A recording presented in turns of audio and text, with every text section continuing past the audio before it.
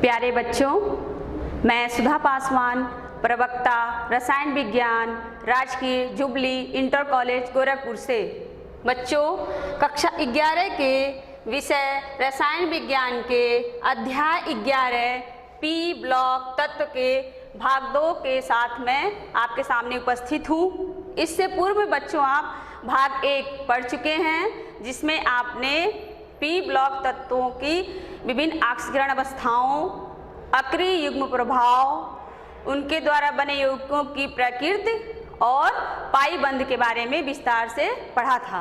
आइए भाग 2 में जाने कि आज की चर्चा के प्रमुख बिंदु कौन कौन से हैं। तो बच्चों, आज जो है हम चर्चा के बिंदु में जो लिए हैं वो इस प्रकार है। समूह 13 के तत्व, जिसे बोरान परिवार भी कहते हैं। क्यों? क्योंकि जो बोरान है वो प्रथम सदस्य है, तो उसके नाम पे इसको बोरान परिवार भी कहते हैं। बोरान परिवार के तत्वों की उपस्थिति जानेंगे, इनका परसेंटेज क्या है।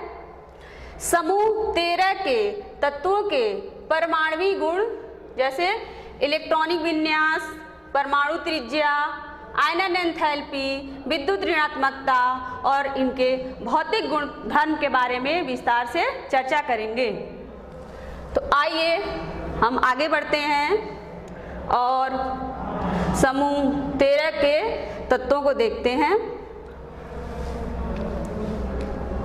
बच्चों, इस समूह के जो तत्व हैं वो भिन्नता प्रदर्शित करते हैं। इस समूह में बोरॉन, एल्यूमिनियम, गैलियम, इंडियम और थैलियम हैं।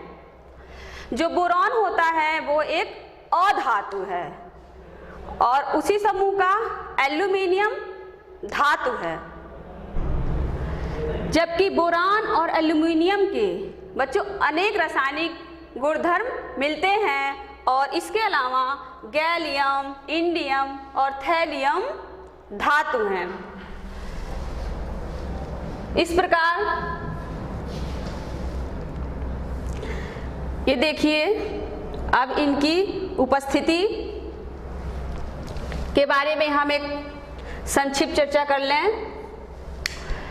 बोरॉन एक दुर्लभ तत्व है और इसके कुछ प्रमुख यौगिक हैं, वो इस प्रकार हैं।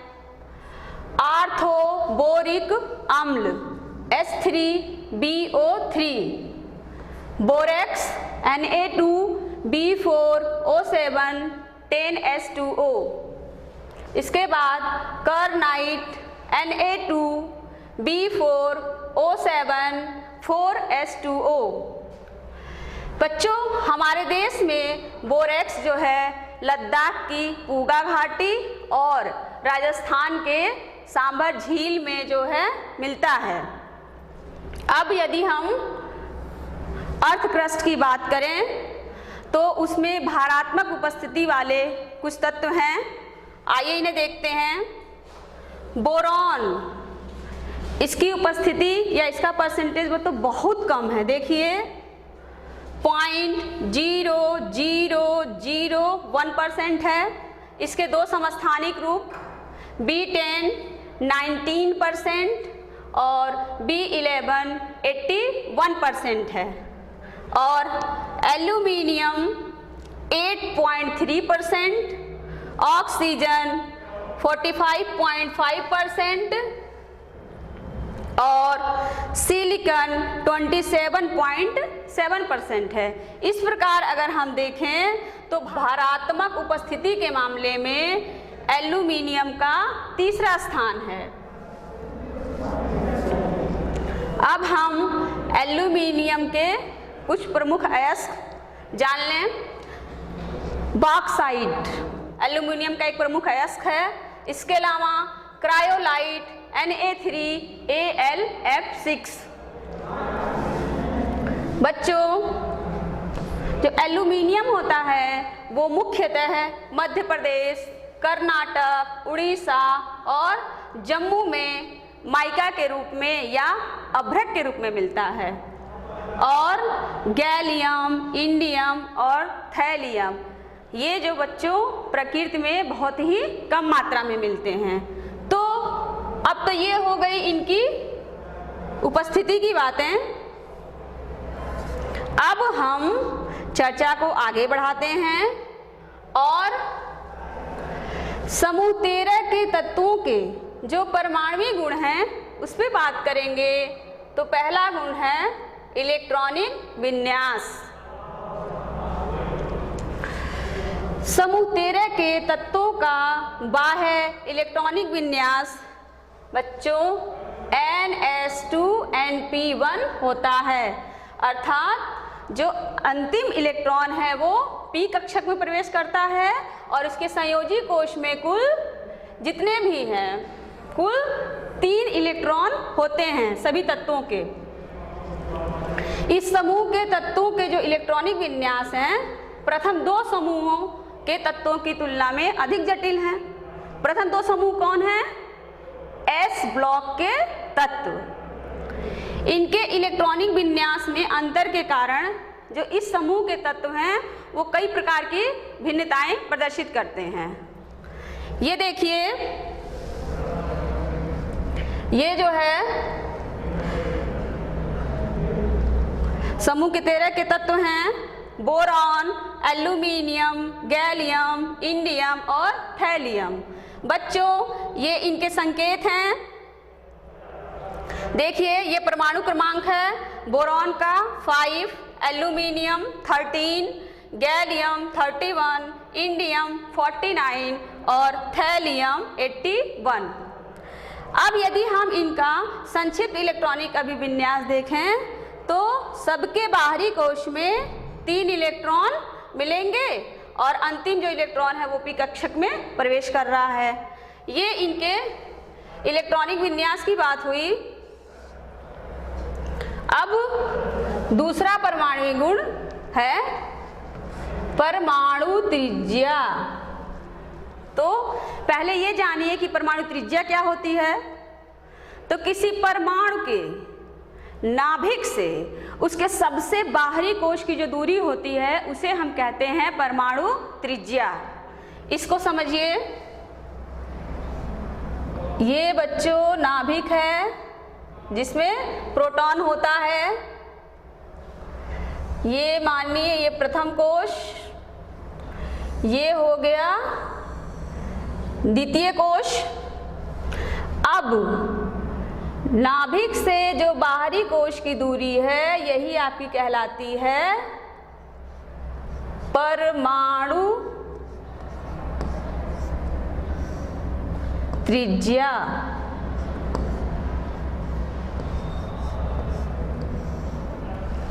अब यदि क्रमागत सदस्य में जाएं तो इलेक्ट्रॉन का एक कोश जुड़ जाएगा। इस तरह से ये है आपका नाभिक, ये पहला कोश, ये हुआ दूसरा कोश और ये तीसरा। अब देखिए नाभिक से सबसे बाहरी कोश की दूरी। तो कहने का ये अर्थ है कि जब समूह में नीचे जाएंगे तो क्रमागत सदस्यों में इलेक्ट्रॉनों का एक कोश जुड़ जाएगा। नीचे जाने पे क्या होगा, इलेक्ट्रॉन की संख्या बढ़ती है, क्योंकि प्रोटॉन की संख्या बढ़ती है तो क्या होगा, आकार बढ़ता जाता है और परमाणु त्रिज्या जो है सामान्यतः बढ़नी चाहिए।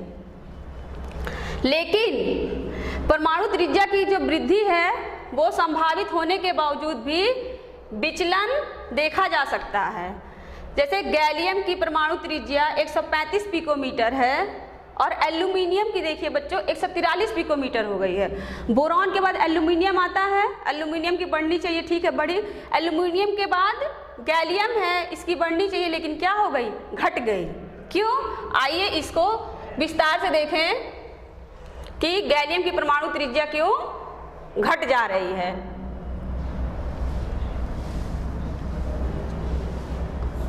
बच्चों जो आंतरिक क्रोड होता है गैलियम का, उसका इलेक्ट्रॉनिक विन्यास देखें तो उसके पास अतिरिक्त 10d इलेक्ट्रॉन आ जाते हैं। इससे क्या होगा, S एवं P कक्षकों की तुलना में बाहरी इलेक्ट्रॉनों पर ये दुर्बल परिरक्षण प्रभाव डालेंगे। अब ये आया शब्द दुर्बल परिरक्षण प्रभाव, यहाँ से देखिए परिरक्षण प्रभाव। ये क्या होता है बच्चों? जो आंतरिक कोश होते हैं वो बाहरी कोश की नाभिक के प्रभाव से रक्षण करते हैं या उसकी शील्डिंग करते हैं, उसी को कहते हैं परिरक्षण प्रभाव। तो गैलियम परमाणु पर क्या होगा? इफेक्टिव न्यूक्लियर चार्ज बढ़ जाएगा और उसकी परमाणु त्रिज्या कम हो जाएगी। अब अगला ये जो गुण है वो देखिए, आयनन एंथैल्पी। आयनन एंथैल्पी, तो आयनन एंथैल्पी क्या होती है बच्चों? किसी विलगित गैसीय परमाणु के, आइसोलेटेड गैसियस एटम के सबसे बाहरी कोश के इलेक्ट्रॉन को या संयोजी इलेक्ट्रॉन में से एक इलेक्ट्रॉन को निकालने के लिए कम से कम जितनी ऊर्जा की आवश्यकता होती है वह कहलाती है आयनन एंथैल्पी। अब इसका मान कैसे परिवर्तित होगा? आयनन एंथैल्पी समूह में ऊपर से नीचे जाने पर सामान्य रूप से नहीं घटती है। इसमें विचलन देखने को मिलेगा। बोरॉन से एल्युमिनियम तक कमी होती है। क्यों?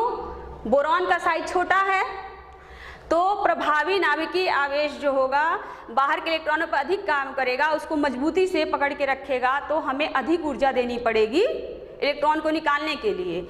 लेकिन जब हम नीचे की तरफ जाएंगे तो आकार बढ़ेगा और जो प्रभावी आवेश है नाभिकीय वो जो है बाहरी इलेक्ट्रॉन पर कम प्रभाव डाल पाएगा, तो हम इलेक्ट्रॉन को आसानी से निकाल पाएंगे। यानी आयनन एंथैल्पी घटनी चाहिए। अब एल्यूमिनियम एवं गैलियम के मध्य, इंडियम और थैलियम के मध्य आयनन एंथैल्पी की प्रेक्षित अनिरंतरता डी एवं एफ इलेक्ट्रॉनों के कारण होती है। बच्चों अभी सारणी के माध्यम से इसको हम और विस्तार से समझेंगे। इनका जो परिरक्षण प्रभाव होता है वो बढ़े हुए नाभिकीय प्रभाव की क्षतिपूर्ति करने के लिए कम होता है। जो आयनन एंथैल्पी होता है उसका क्रम क्या होता है कि फर्स्ट आयनन एंथैल्पी से ज़्यादा सेकंड की मान होता है और सेकंड आयनन एंथैल्पी से ज़्यादा तीसरी आयनन एंथैल्पी का मान होगा। इसको अगर हम और सरल शब्दों में समझें तो हम एल्युमिनियम परमाणु का उदाहरण लेके समझते हैं। ये आपका बच्चों हमने एल्युमिनियम का अगर परमाणु लें तो इसका हो जाएगा 2, 8, 3 इलेक्ट्रॉनिक विन्यास। तो इसके प्रथम कोश में 2 इलेक्ट्रॉन होंगे और दूसरे में बच्चों 1, 2, 3, 4, 5, 6, 7, 8 और जो इसका बाहरी कोश होगा उसमें 3 इलेक्ट्रॉन, 1, 2 और 3। अब यदि हम इसमें से एक इलेक्ट्रॉन निकालना चाहें तो क्या होगा? बनेगा Al प्लस और ये हो जाएगी आयनन एंथैल्पी फर्स्ट। एल्युमिनियम परमाणु में से बच्चों जब हमने एक इलेक्ट्रॉन निकाल दिया तो इसका आकार छोटा हो गया और ये इसकी फर्स्ट आयनन एंथैल्पी हो गई। अब यदि हम एक और इलेक्ट्रॉन निकालना चाहें तो क्या होगा?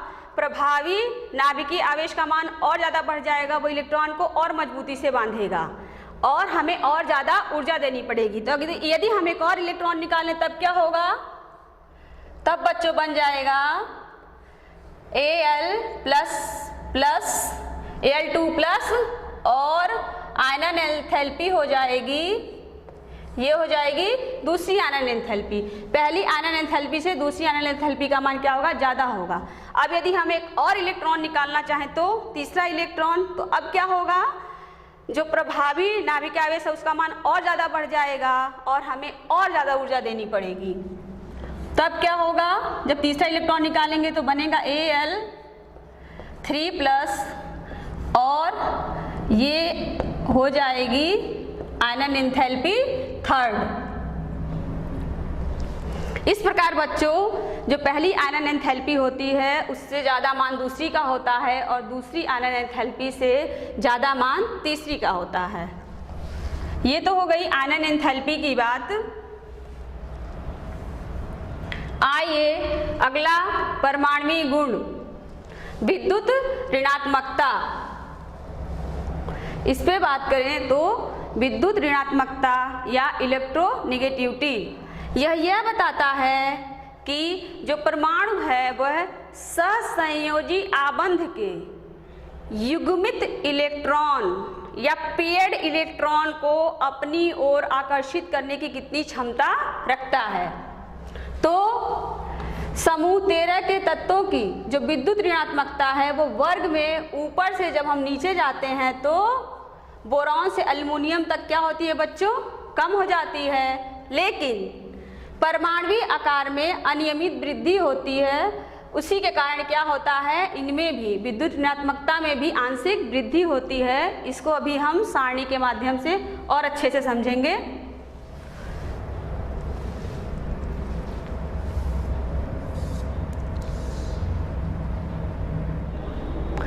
बच्चों समूह 13 के तत्वों के परमाणविक एवं भौतिक गुण की ये सारणी है। इस सारणी में बहुत सारे इसके परमाणविक और भौतिक गुण दिए गए हैं। यदि हम इसको अच्छे से समझ लें तो हम समूह 13 के तत्वों के बहुत सारे गुणधर्म को समझने में सक्षम हो जाएंगे। तो आइए शुरुआत करते हैं। देखिए जो 13 के तत्व हैं कौन हैं, बोरॉन, एल्यूमिनियम, गैलियम, इंडियम और थैलियम। जब हम ऊपर से नीचे की ओर जाते हैं, ये बच्चों इनके परमाणु क्रमांक हैं, आप जानते हैं बोरॉन 5, एल्यूमिनियम 13, गैलियम 31, इंडियम 49 और थैलियम 81। और इनका जो परमाणु द्रव्यमान है वह ऊपर से नीचे जाने पर बढ़ रहा है क्योंकि परमाणु क्रमांक बढ़ता है। इनका इलेक्ट्रॉनिक विन्यास देखिए तो सभी के जो बाहरी कोश हैं उसमें बच्चों 3 संयोजी इलेक्ट्रॉन मौजूद हैं और p कक्षक में अंतिम इलेक्ट्रॉन प्रवेश कर रहा है। तो इनका जो जनरल इलेक्ट्रॉनिक कॉन्फ़िगरेशन है वो ns2np1 है। अब करते हैं बात परमाणु त्रिज्या की, पिकोमीटर में दी हुई है। देखिए बोरॉन का 85 है, ठीक, नीचे जाने पर बढ़नी चाहिए, बढ़ रही है, 85 से हो गया एल्यूमिनियम का 143। फिर ये देखिए गैलियम, ये क्या हुआ, गैलियम की घट गई, यहाँ पे क्या हुआ, गैलियम की घट गई, फिर बढ़नी चाहिए। उसके बाद ये थैलियम की है 170, जितनी बढ़नी चाहिए थी उतनी नहीं बढ़ी है। अब देखिए गैलियम के पास 3d10 इलेक्ट्रॉन मौजूद हैं। ये पुअर शील्डिंग इफेक्ट या दुर्बल परिरक्षण प्रभाव डालेंगे और प्रभावी नाभिकीय आवेश का मान बढ़ जाएगा और इलेक्ट्रॉन को मजबूती से बांधे रहेंगे और क्या होगा, परमाणु त्रिज्या का जो मान है वो कम हो गया है। इसी तरह थैलियम में जितना बढ़ना चाहिए था उतना नहीं बढ़ा है क्योंकि इसके पास 4f14 और 5d10 इलेक्ट्रॉन मौजूद हैं और ये भी दुर्बल परिरक्षण प्रभाव डालेंगे जिसके कारण परमाणु त्रिज्या जितनी बढ़नी चाहिए थी उतनी नहीं बढ़ी। अब देखिए आयनीय त्रिज्या +3 आयन की बात हो रही है। बोरॉन की 27, जाहिर सी बात है जब आप एटम में से 3 इलेक्ट्रॉन निकाल देंगे तो क्या हो जाएगी, आयनीय त्रिज्या छोटी हो जाएगी।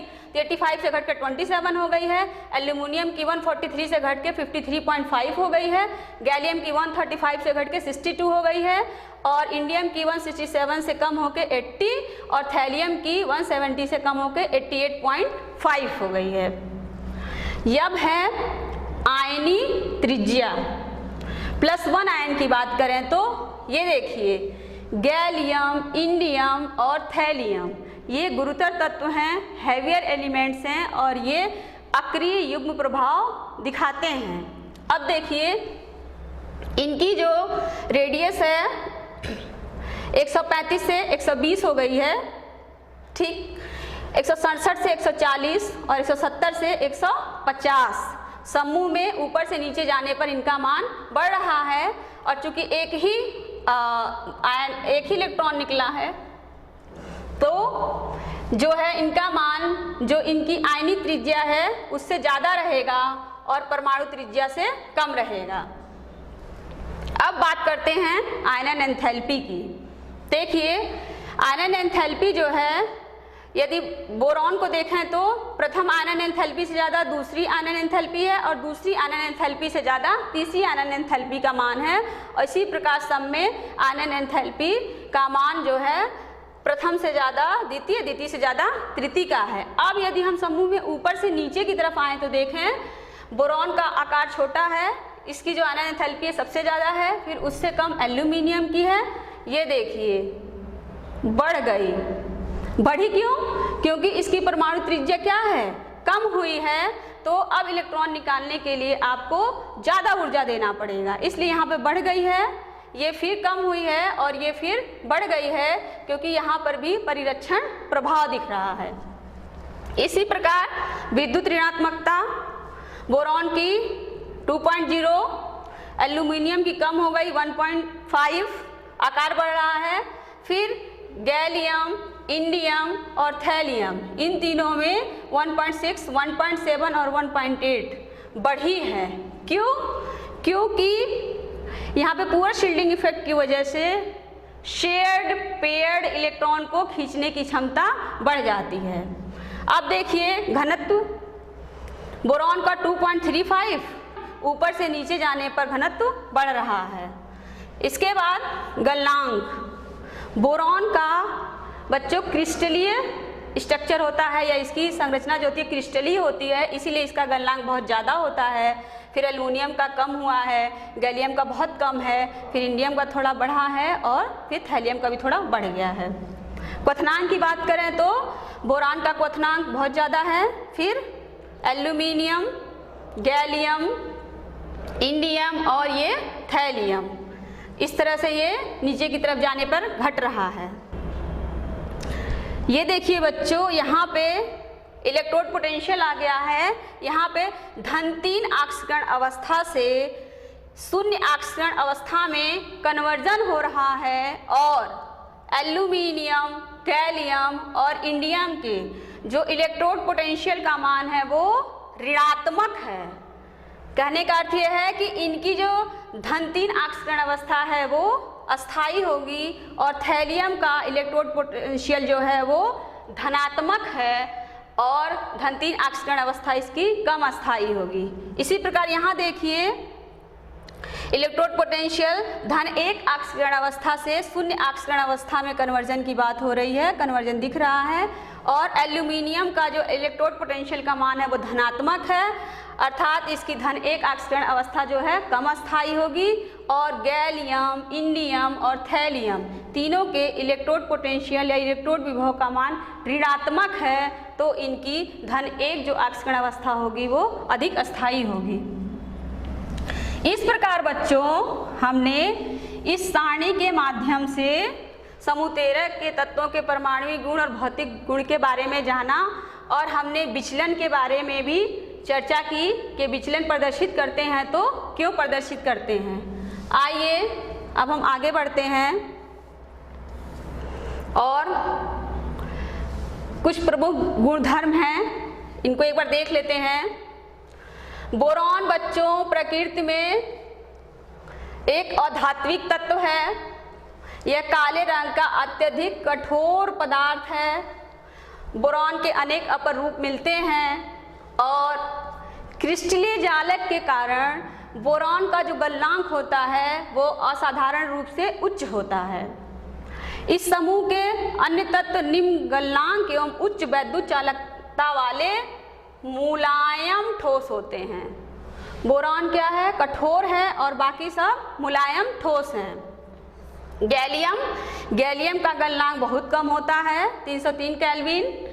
इसीलिए जो गैलियम होता है वो गर्मियों के दिनों में द्रव अवस्था में मिलने लगता है।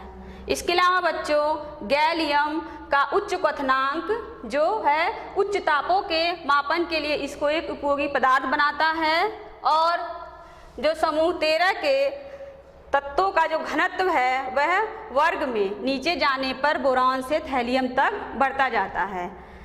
इस प्रकार आज के भाग 2 में हमने बच्चों समूह 13 के तत्वों की उपस्थिति और उनके जो परमाणु गुण हैं, इलेक्ट्रॉनिक विन्यास, परमाणु त्रिज्या, आयनन एंथैल्पी, विद्युत ऋणात्मकता और उनके भौतिक गुण के बारे में चर्चा की। अब यह आपका गृह कार्य है, इसका आप लोग स्क्रीनशॉट ले लीजिए। इन प्रश्नों को हल करने की कोशिश कीजिएगा। यदि समझ में नहीं आता है तो वीडियो को एक बार दोबारा देखिएगा। देखिए, ये जो प्रश्न हैं ये महत्वपूर्ण हैं और परीक्षाओं में पूछे जाते हैं। प्रश्न 1 है, समूह 13 के तत्वों का बाह्य इलेक्ट्रॉनिक विन्यास लिखिए। प्रश्न 2 है बच्चों, एल्यूमीनियम की तुलना में गैलियम की कम परमाणुवीय त्रिज्या को आप कैसे समझाएंगे। प्रश्न 3 है बच्चों, आयनन एंथैल्पी का जो क्रम होता है वह जो प्रथम आयनन एंथैल्पी है उससे ज़्यादा दूसरी आयनन एंथैल्पी, और जो तीसरी आयनन एंथैल्पी है वो इन दोनों से ज़्यादा क्यों होती है। और समूह 13 के तत्वों की जो विद्युत ऋणात्मकता होती है वो वर्ग में ऊपर से नीचे जाने पर बोरॉन से एल्युमिनियम तक घटती है, उसके बाद आंशिक वृद्धि होती है। ऐसा क्यों होता है, इसके बारे में सोचिएगा और प्रश्न को हल करिएगा। इसके बाद बच्चों हम लोग पी ब्लॉक तत्व के जो तीसरा भाग है या भाग 3 है उसमें हम समूह 13 के तत्वों के रासायनिक गुण धर्म के बारे में विस्तार से चर्चा करेंगे। धन्यवाद।